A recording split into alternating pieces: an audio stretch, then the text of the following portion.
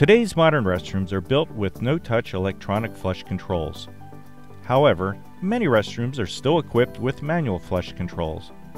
This is why we have designed the easily installed Encore Autoflusher. We'll demonstrate how quick and easy it is to install using this valve display unit.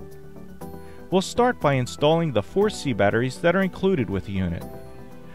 Using the supplied Allen wrench, unscrew the battery tray.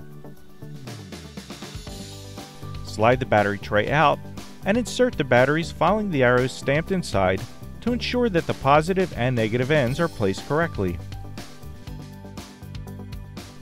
Reinsert the battery compartment, pushing it in until the screw stops it. Then, tighten the screw.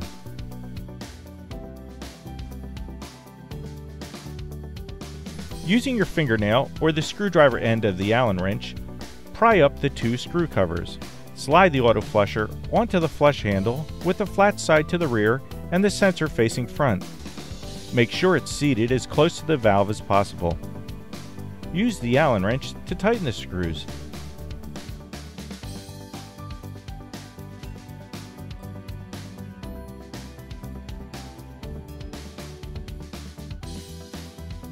Now close the screw covers. You'll hear them snap shut.